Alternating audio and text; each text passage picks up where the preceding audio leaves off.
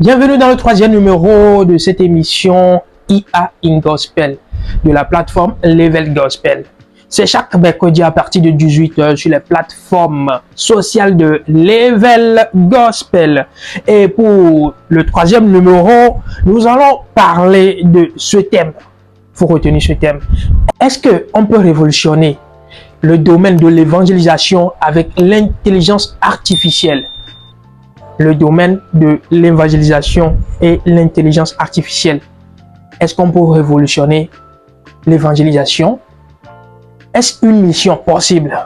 Dans ce numéro, nous allons parler de cela, toujours avec notre consultant en innovation technologique IA, Lionel Adagbe. Alors, restez câblés, partagez cette vidéo, likez, commentez. Audio Jungle.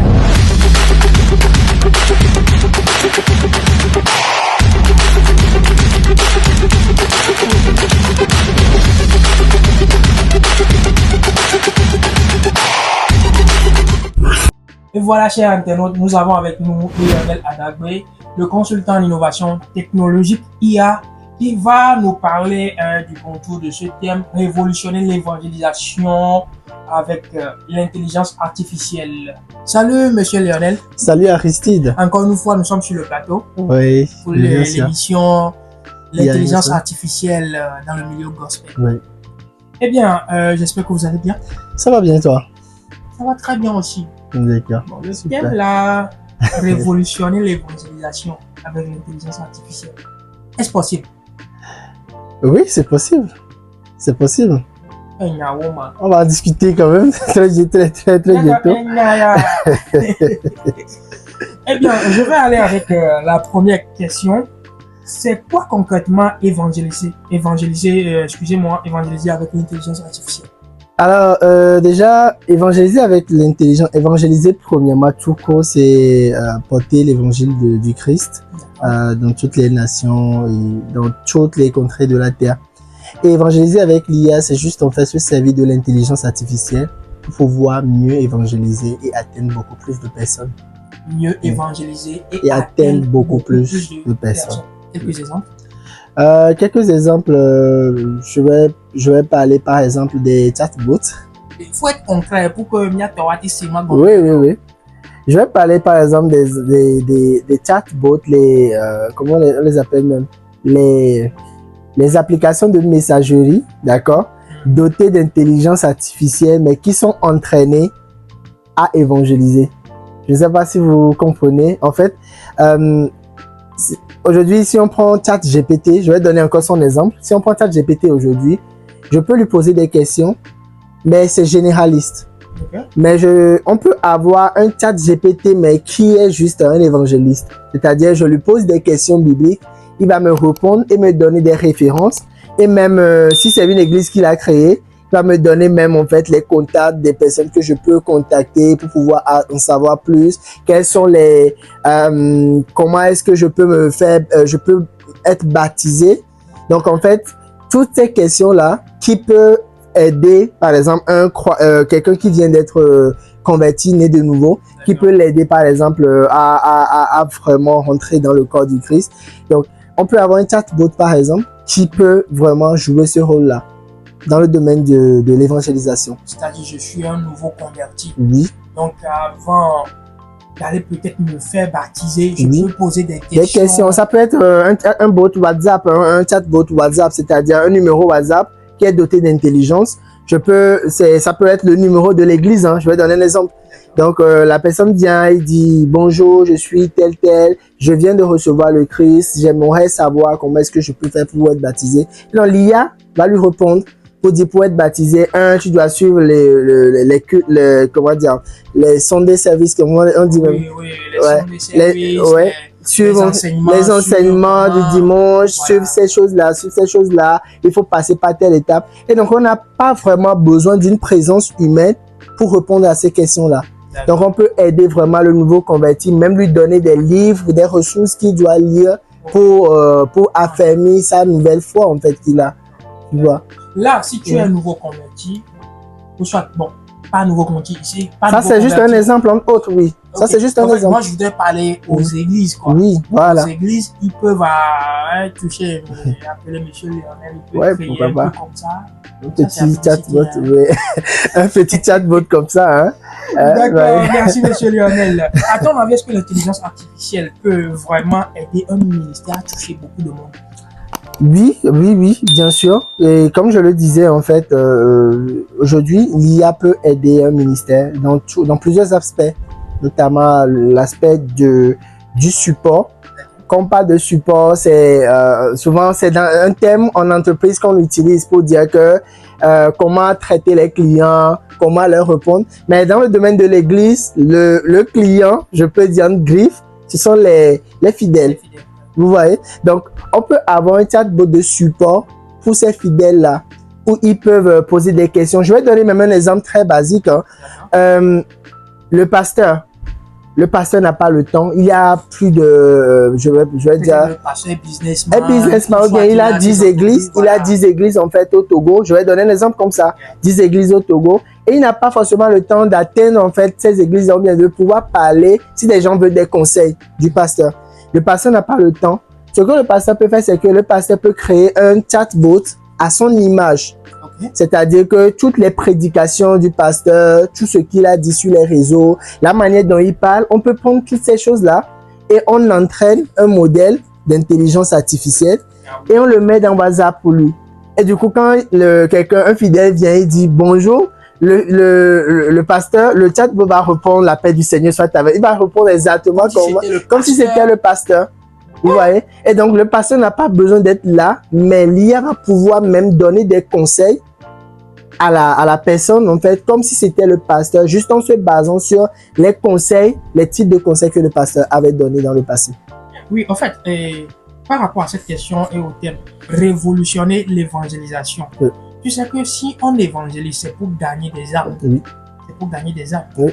Donc, tu sais que ces âmes, souvent, ils viennent dans l'église du pasteur qui les a évangélisés. Oui. Souvent, c'est pas tout le monde, mais souvent. Oui. Maintenant, est-ce qu'avec l'IA, là, on peut toucher, bon, avec ça, on peut révoluer, avec l'intelligence, on peut révolutionner le secteur, là.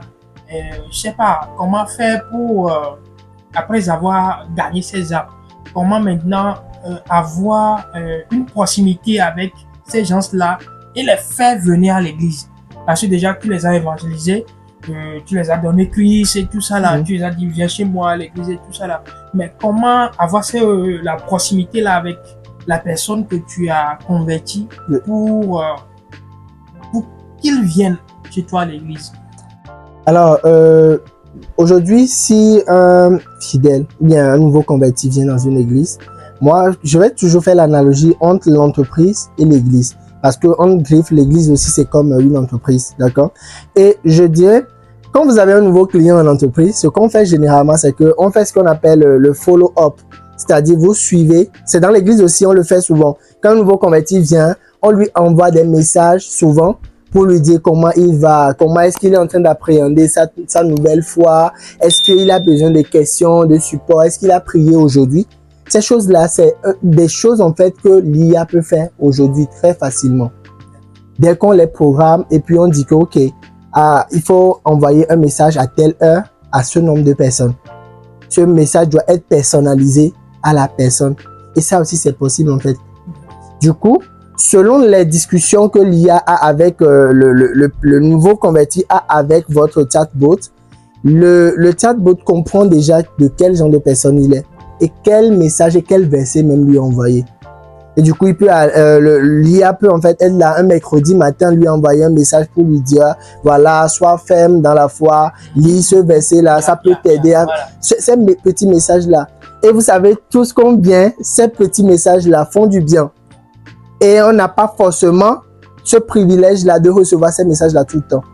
Mais s'il est là, déjà, le chatbot s'appelle peut-être le nom du pasteur. Vous voyez? Et donc, il reçoit un message comme ça avec le nom du pasteur, bien le nom de l'église et dit sois ferme dans la foi, fais ceci, fais ceci. Ça permet en fait de montrer en fait. Lorsque tu parles à ça, elle est beaucoup. Ouais. Donc, c'est ça en fait. C'est comme ça, on peut faire ce follow-up là à ces nouveaux convertis, par exemple, qui viennent dans une église leur envoyer des messages personnalisés grâce à l'intelligence artificielle. D'accord, chers internautes, vous êtes en direct sur la plateforme de Level Gospel, qui est une plateforme qui fait la promotion, la communication des œuvres chrétiennes d'ici et d'ailleurs. Et vous êtes dans l'émission L'intelligence artificielle dans le gospel, IA in Gospel. Et dans ce numéro, nous parlons autour du thème révolutionner l'évangélisation avec l'intelligence artificielle. Donc, avant-dernière question pour Monsieur Lionel. Est-ce que tu vois des risques à évangéliser avec IA? Oui, comme j'ai toujours l'habitude de le dire, l'abus de toute chose est nuisible. Donc, il y a des risques, en fait, dès que vous allez être dépendant de ça, très dépendant de ça, ça prend la place de Dieu, comme je le disais. Ça prend la place de Dieu. Il y a des problèmes, en fait, que l'IA ne peut pas résoudre. D'accord. Il y a des problèmes que l'IA ne peut pas résoudre. Il y a des choses, en fait, que c'est l'inspiration de Dieu qui le donne. Vous voyez? Donc, il y a parfois où le pasteur doit être là, présent pour ses membres. Ce n'est pas l'IA qui va répondre à ces questions-là. En fait, le B2B, là, la chaleur. Là. Oui, la chaleur, là, en fait. Vous voyez? Donc, par exemple, quelqu'un perd un membre cher de sa famille, il peut pas aller demander à l'IA pour dire, oui, elle peut pas aller sur WhatsApp et demander à l'IA, pasteur, j'ai perdu. Il va aller se reconforter avec l'IA. Donc, en fait, il faut quand même il faut quand même en fait cette chaleur là. Ou bien vous voulez vous marier, vous pouvez demander les premiers conseils au chatbot pour savoir déjà l'idée que le pasteur peut avoir. Mais par rapport au mariage, il y a des conseils, des expériences personnelles. Des expériences personnelles. Et aussi, il y a de l'inspiration, comme je le dis, divine. Il y a des choses que le pasteur va vous dire en même temps. Il n'a jamais dit ça. Et lui-même, il n'a jamais écouté ça. C'est que c'est la première fois qu'il le dit. D'accord. Et du coup, ces choses-là, vous avez forcément besoin, en fait, de la chaleur de cette personne-là, bien le pasteur devant vous, avant de pouvoir bien faire ça. D'accord. Et moi, le simple, il y a les acteurs vous voyez dans les avec le père. Un dernier mot à un artiste ou un ministre de Dieu ou un pasteur qui hésite à se lancer avec l'intelligence artificielle. Le dernier mot que je peux dire à un ministre de Dieu, c'est il est temps, en fait, c'est maintenant ou jamais de se lancer dans l'usage de l'intelligence artificielle. Et comment le faire? Commencez par suivre une formation sur l'intelligence artificielle. Déjà les bases. Tout ce que les gens doivent savoir, c'est comment parler à l'IA. C'est comme vous êtes en train d'apprendre une nouvelle langue, en fait. Vous devez apprendre comment parler cette langue-là. Donc, apprenez c'est la formation basique, qu'on appelle le prompt engineering.